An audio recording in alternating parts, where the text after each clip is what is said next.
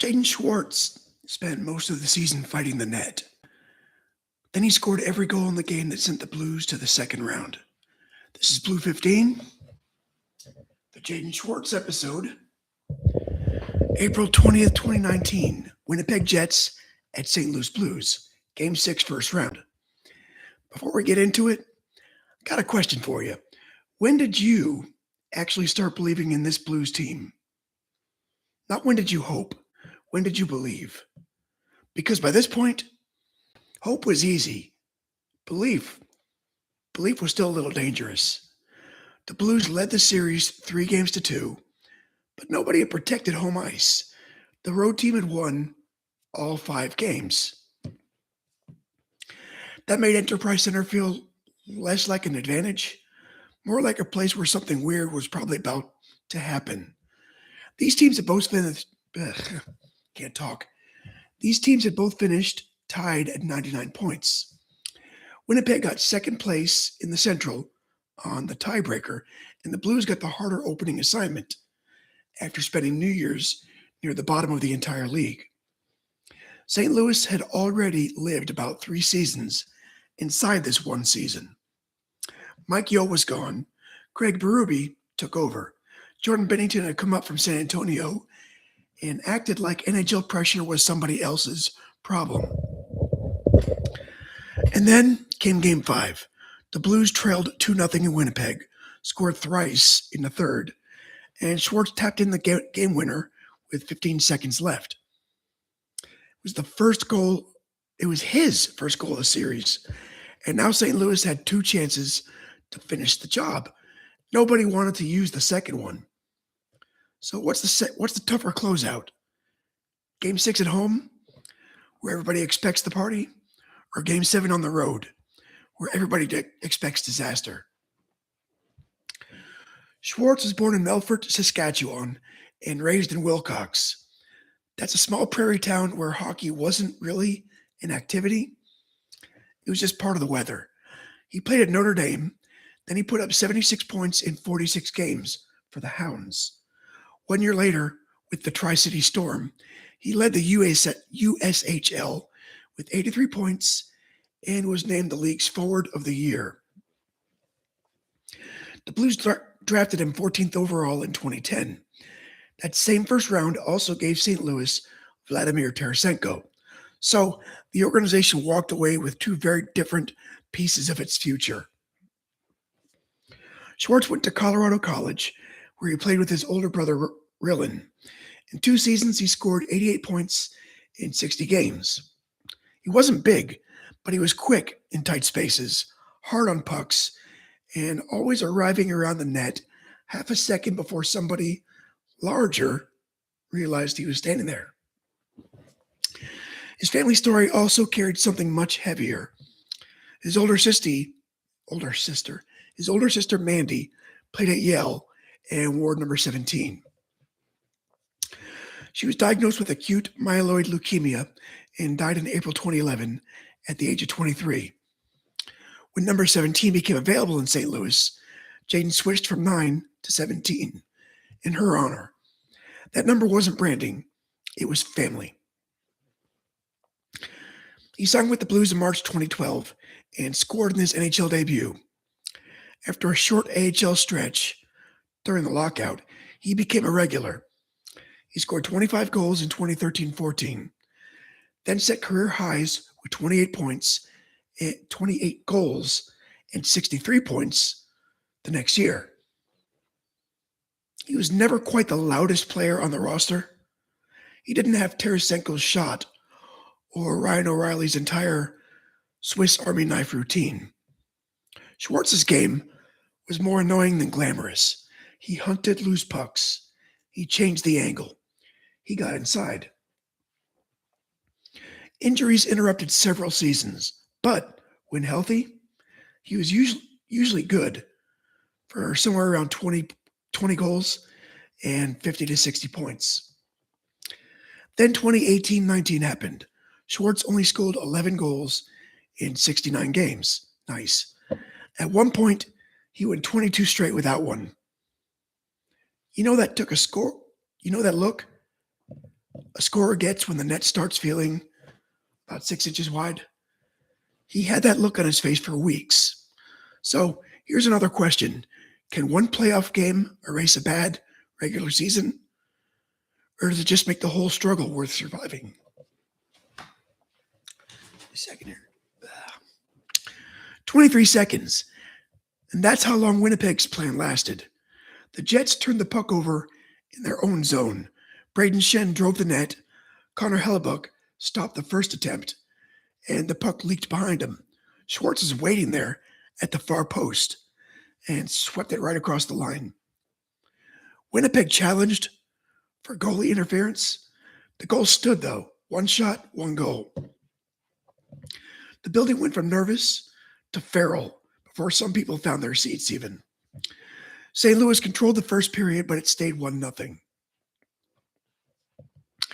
The Blues kept Winnipeg away from the dangerous areas, and Binnington barely had to move. Through 2 periods, the Jets had only 6 shots. Midway through the second, the Blues went to the power play. Schwartz fired wide from the left circle. Tyler Bozak recovered the puck and fed it back. Schwartz didn't miss twice. 2-0. And now you could feel the game getting narrow. Winnipeg wasn't generating anything. St. Louis was winning races and leaning on every possession. Schwartz had scored twice, but the game didn't feel like a personal showcase. It felt like a team slowly closing a fist. By 3:55 of the third, Schwartz took the puck down the right side, cut through the defense, carried it across the crease, and finished the move himself. Natural hat trick. 3 straight goals by one player, one in each period. Hats everywhere. So which goal was the most Jaden Schwartz goal? The cleanup at the post? The second chance power play shot? Or the little piece of controlled chaos on the rush?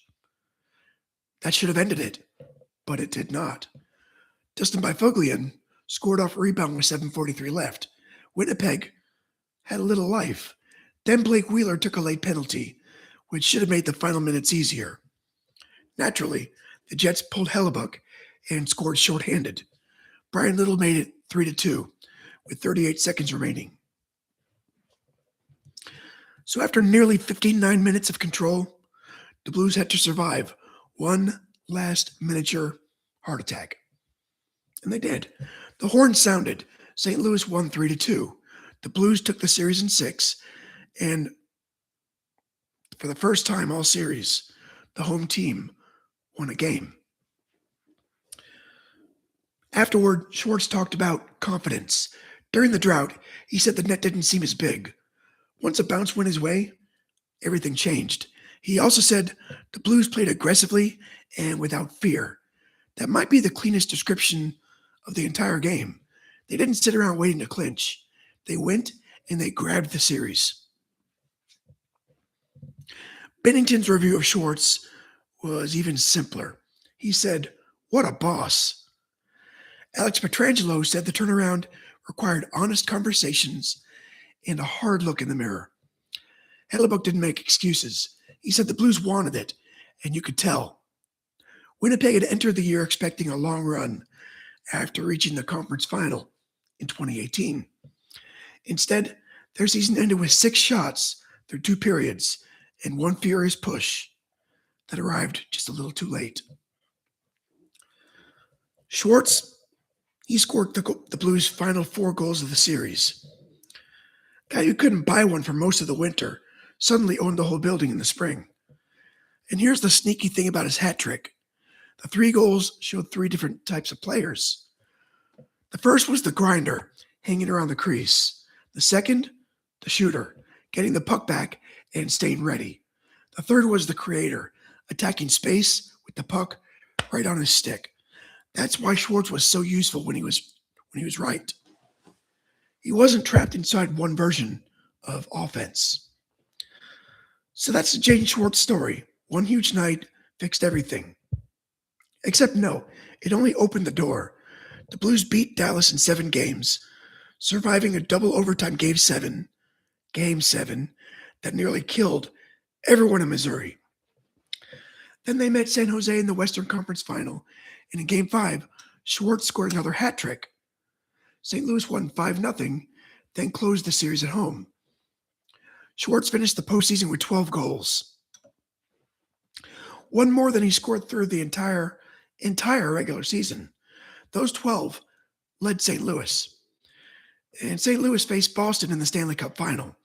The series went 7.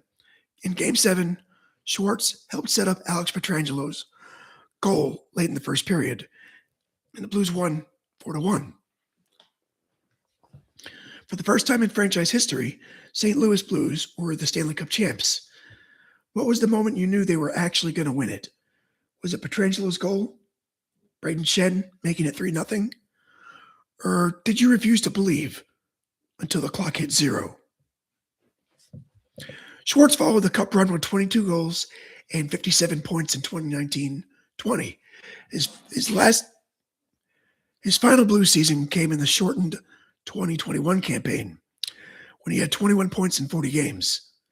That summer, he left St. Louis and signed a 5-year deal with the expansion Seattle Kraken. Injuries cost him time, especially early in that contract, but he remained a reliable veteran winger.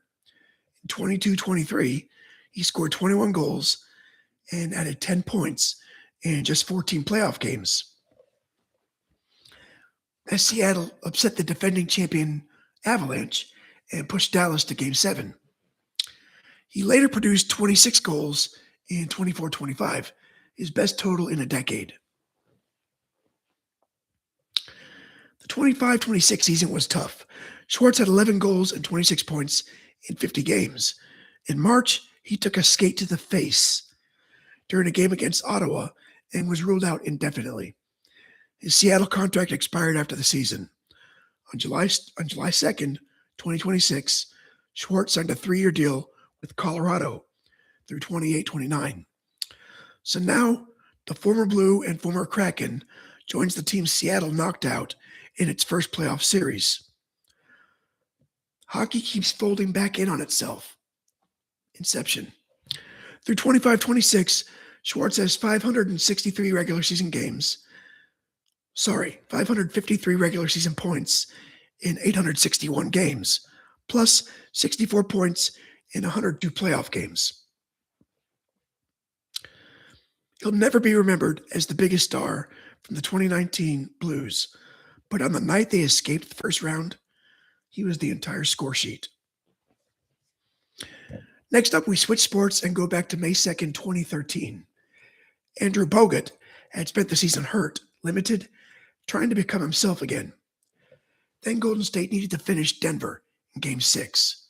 Bogut gave the Warriors 14 points and 21 rebounds. Golden State built on an 18-point fourth quarter lead, nearly coughed up the whole thing, and survived 92-88 for its first series win since 2007. How much can one ugly physical playoff game change the way a fan base sees a player? That's Warrior 40, Andrew Bogut. So Jaden Schwartz scored 11 goals during the regular season. On April 20th, he scored 3 in one night.